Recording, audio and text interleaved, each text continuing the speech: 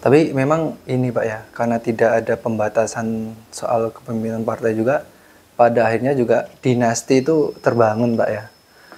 Pasti karena manusia itu secara lahirnya udah zon politikon kan, manusia politik gitu. Kita yang di pemberdayaan begini kan sebenarnya juga berpolitik gitu. Tapi namanya politik pemberdayaan kan gitu. Kita setiap orang yang punya ide argumentatif, setiap orang yang punya gerakan, setiap orang yang ingin membangun kemandirian, setiap orang yang punya kapasitas untuk memimpin dan dipimpin, semua orang tuh berpolitik gitu. Bahkan di level birokrasi aja mereka sedang berpolitik. Kadang ada ngomong PNS berpihak, PNS netral gitu, netral berpihak pada kenyataannya kan. Tetap ada yang dituju. Tetap ada yang karena dia juga punya hak pilih gitu. Bener. Kecuali TNI dan Polri kan mereka tidak boleh milih kan gitu. Nah, ini yang sebenarnya garis abu-abu dalam demokrasi kita. Sedangkan ketika kita diminta untuk mengkritisi birokrasi, mengkritisi demokrasi, mengkritisi tentang kasus-kasus korupsi yang hari ini, bagi saya ini sesuatu yang pada akhirnya memutus rantai mata pembangunan kita gitu. Yang terbaru semalam 3 jam baru dirilis Mata Najwa, 4 gulipat pembangunan jalan di Lampung, menunjukkan sesuatu yang mencengangkan. Lebih dari 500 miliar, hampir lebih dari setengah triliun, penguasa paket pembangunan jalan hanya dikuasai oleh satu perusahaan, meskipun dia pakai nama-nama yang berbeda. Terus kemudian di situ ada partai politiknya juga, yang punya perusahaan juga dia memiliki partai politik juga di situ, yang menang juga di Lampung. Ya konflik kepentingannya pasti akan terjadi, udah positif seperti itu ya. Tapi ya maksud saya kita harus jujur mengatakan bahwa demokrasi kita masih seperti ini kualitasnya. Jadi kalau ada orang-orang percaya bahwa presiden ini akan membangun kesejahteraan, presiden ini akan menjaga kesejahteraan, ini kan semua sedang janji-janji kan gitu. Balik lagi kita harus percaya pada gerakan pemberdayaan, gerakan gotong royong masyarakat. Partisipasi masyarakat itulah yang menyebabkan mereka akan maju sendiri. Jadi kalau masyarakat maju itu tidak semata-mata murni karena pemerintah gitu. Tapi ada masyarakat yang maju itu karena memang ada ide, nilai, inisiatif mereka yang dibangun secara kolektif. Ya kalau mereka dalam artian maju itu kan karena mereka punya kecerdasan berkelompok, itulah yang sering saya sebut itu. Dan kalau ada pemerintah yang memang membantu membangun infrastruktur dan sebagainya, itu kan memang kewajiban, hak dasar tentang infrastruktur, pendidikan, kesehatan, ya wajar itu. Kalau level pemerintah udah inovasi, membangun ekosistem, itu lebih keren lagi tuh. Ada pemerintah udah mikir kayak gitu, udah memfasilitasi ide-ide kreatif masyarakat untuk menjadi gerakan partisipasi kolektif gitu. Kalau yang dipamerkan pemerintah masih bangun jalan ini, lah itu kan memang ada anggarannya dan tinggal dirapatkan, tinggal di perencanaan gitu. Tapi inisiatif yang muncul dari komunitas kreatif dikolaborasikan dengan birokrasi pemerintahan, bisa bertemu dengan lembaga bisnis, kemudian itu menjadi satu sistem ekonomi gerakan, dan kemudian bisa melibatkan banyak orang untuk kemudian bisa mendapatkan keuntungan yang berarti, bisa membangun perubahan sosial di tengah-tengah kota atau kabupaten. Itu yang sedang dirumuskan dalam demokrasi kita mestinya. Butuh para arsitektur sosial, butuh para inovator sosial, butuh para penggerak-penggerak yang dia bisa memberikan nilai tambah dan masyarakat bisa benar-benar tercerahkan, ikut andil, ikut tergabung untuk mengembangkan ekonomi kreatif gitu. Ini yang menjadi tantangan kita dalam demokrasi selanjutnya. Bukan demokrasi manual yang hanya masuk ke TPS, milih, habis itu dia nggak peduli. Iya. Ketika kita tadi Pak Dan menjelaskannya bahwa sebenarnya realita di negara kita, terutama di demokrasi kita Pak ya, bahwa sebenarnya kayak tadi partai juga ada yang kepemimpinannya sampai lama, artinya juga menumbuhkan dinasti. Kemudian juga kita melihat banyak pemodal yang bisa pindah-pindah partai. Kemudian kalau kita ngelihat realita di Indonesia, kayak misalnya kemarin pemilu, ya di belakang para paslon itu juga ada pengusaha-pengusaha atau swasta yang mendukung gitu, yang memang menguasai sumber daya gitu. Apalagi kalau di Lampung juga ada kan Pak ya. Kemudian Semua daerah ada. Nah, apakah sebenarnya demokrasi ini hanya sebagai mata morgana untuk bisa kita realisasikan, atau ada alternatif lain yang memang demokrasi ini benar-benar bisa diaplikasikan dengan benar gitu Pak? Selama ada kelompok civil society, saya kira demokrasi kita akan makin bagus gitu. Jadi suara-suara pihak luar, civil society ini harus terus diperkuat.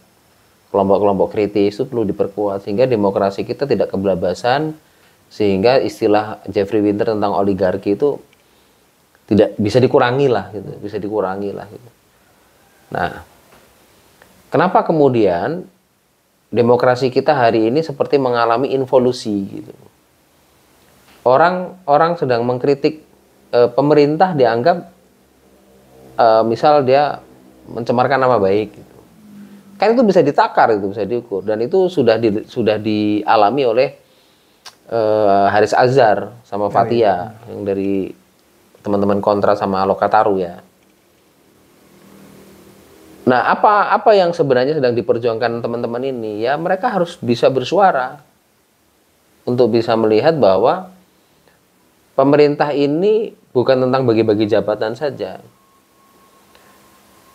Hal-hal yang paling berdampak untuk bisa direformasi di pemerintahan kita adalah biaya politik itu sendiri. Yang cukup tinggi itu. Yang sangat tinggi. sangat tinggi. Sangat tinggi biaya politik kita sangat tinggi. Kita menghabiskan 70 triliun untuk pemilu kemarin itu. 70 triliun itu banyak sekali loh. Jadi biayanya mahal untuk mendapatkan kualitas pejabat, bukan kualitas pemimpin. Kalau pemimpin dia kan akan melayani orang lain, pikirannya diikuti, tindakannya diikuti gitu. Hari ini kita belum tentu ketemu pemimpin. Kadang kita udah tahu gubernur ini pikirannya nggak bisa diikuti, tindakannya nggak bisa diikuti. Sikapnya malah pengennya dilayani, bukan melayani orang banyak. Susah dikritik ya. Di tengah demokrasi yang bukan susah dikritik sih, dikritik juga tuli gitu. Dia tidak mungkin juga tidak ada. Mau dikritik sih Dia tidak ada dengan media gitu, dengan media digital dia tidak ngerti. Bahkan dia dikritik nggak ngerti karena dia nggak buka medsos. Jadi ada beberapa titik-titik di Indonesia yang timpang, Mas Ian, karena persoalan kemajuan cara berpikir, kemajuan teknologi, kemudian tingkat pendidikan, tingkat inovasi masyarakat, kualitas masyarakat. Kota-kota besar banyak yang kemudian seolah-olah banyak orang pintar gagal juga, gagal untuk menyelesaikan macetnya, gagal menyelesaikan sampahnya gitu. Jadi problemnya tentu banyak, demokrasi kita banyak sekali. Tapi kita harus menemukan pemimpin-pemimpin yang adaptif ya, dia benar-benar bisa dikritik, bisa kemudian interaksi gitu. Saya kok tadi pagi apa ya, saya lihat Bupati Trenggalek si Ipin, Mas Ipin panggilannya dia. Dia bisa tuh gojekan sama warganya gitu. Benar-benar dijawab sama dia gitu, dan buat kartun-kartun yang menarik ya, kayak Gibran di Solo lah. Cuman kan Pak Eri juga itu Pak ya, dia buka call Eri Cahyadi ya, bedanya kalau ada yang memang benar-benar genuine, ada yang benar-benar dibuat-buat, itu kan nanti soal rasa sendiri masing-masing. Tapi saya ingin menyatakan bahwa di tingkat titik-titik tertentu, di kabupaten, provinsi tertentu, banyak yang mereka masih jauh gitu loh secara kualitas. Dan itu berpengaruh pada pendidikan. Kualitas masyarakat itu ditentukan juga oleh cara berpikir, cara bertindak, tingkat literasi mereka gitu. Kalau sebuah kabupaten literasinya bagus, mungkin juga orang-orang pintarnya juga banyak. Tapi kalau kabupaten mungkin tidak ada perguruan tinggi, orang-orang kritisnya nggak banyak, masyarakatnya juga masyarakat agraris, misalnya masyarakat pesisir, kelihatannya sih mereka akan sibuk juga dengan pekerjaan mereka, tapi juga tidak abai dengan kualitas demokrasi. Nah, karena negara kita sudah memilih demokrasi, maka kita harus siap terhadap fitur-fitur demokrasi yang sedang bermain gitu. Partai politik, kemudian ya hari ini bentuk lembaga tim pengawas independen untuk mengawasi jalannya negara. Ada MK, ada KY, ada dalam penyelenggaraan pemilu juga ada Bawaslu, ada KPU, kemudian dibentuk juga lembaga-lembaga yang mengawasi seperti KPK gitu. Nah, kalau kita kemudian mengamputasi,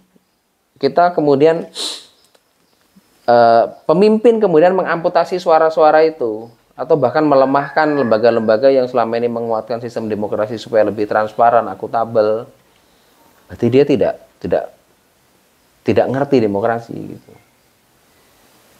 Pemimpin kok melemahkan KPK misalnya, atau penegakan hukum dilemahkan, semua yang kritis diamputasi. Bagi saya, kita tidak sedang di alam demokrasi gitu. Dikritik marah itu tidak dalam demokrasi gitu. Kalau gitu ngapain kita memilih demokrasi di tahun 98? Kenapa kita tidak memilih negara ya tidak demokrasi, ya monarki, otoriter sekalian. Memilih demokrasi harusnya dia sebenarnya kelaminnya juga nggak jelas sih, Pak. Nggak jelas. Dia nggak ngerti demokrasi ini gimana gitu. Bener. Bahkan saya melihat kalangan-kalangan intelektual yang sedang kritik hari ini, ada juga kalangan intelektual yang membela gitu. Maksud saya, ya apa Anda ini kadang, kan ini orang sedang mengkritik kebijakan publik, bukan mengkritik person kan gitu sebenarnya. Dan ini untuk masa depan regenerasi tentang pendidikan politik itu. Kalau kita mau melanggengkan bahwa oke, benar demokrasi kita udah benar, ya sudah. Berarti nggak usah ada partai politik, itu nggak usah diperbanyak. Cukup segitu aja Pak ya. Ya partai politik udah dia ketua terus sampai seumur hidup mati, baru diganti dia ketua partai politik gitu. Itu saya heran sama orang-orang yang padahal pinter-pinter juga tuh, ada dosen-dosen yang pinter juga nggak ngerti juga dia ini demokrasi ini mau kemana. Yang tahu dia bela aja. Nah, cara membela orang-orang dalam demokrasi inilah yang menyesatkan. Sekali lagi, demokrasi kita butuh kritik sebagai ide kolektif. Memperjuangkan politik itu juga tidak menjamin apakah membuat kesejahteraan kolektif di tengah masyarakat. Tapi dengan pilihan demokrasi ini, kita punya keleluasaan untuk punya inovasi, punya gerakan, ide-ide terbangun secara partisipasi, dan itu bagi saya keren. Daripada kita terjebak pada satu kepemimpinan monarki, kepemimpinan yang tidak bisa diganti. Sekarang aja ya, kepala desa jadi 8 tahun aja saya udah ketar-ketir ini. Ya juga Pak ya. Ketar-ketir kita ini, kalau kepala desanya pas kepilih nggak kualitas, nunggu 8 tahun. 8 tahun. Lama loh 8 tahun. Panjang. Habis itu, karena memang masyarakatnya nggak berpikir, politik uang misal, akhirnya dia 16 tahun, karena bisa 2 kali periode. Nih problem-problem kenapa demokrasi kita mesti butuh banyak pembenahan. Biaya partai politik, biaya kampanye itu juga bagi saya belum bisa transparan.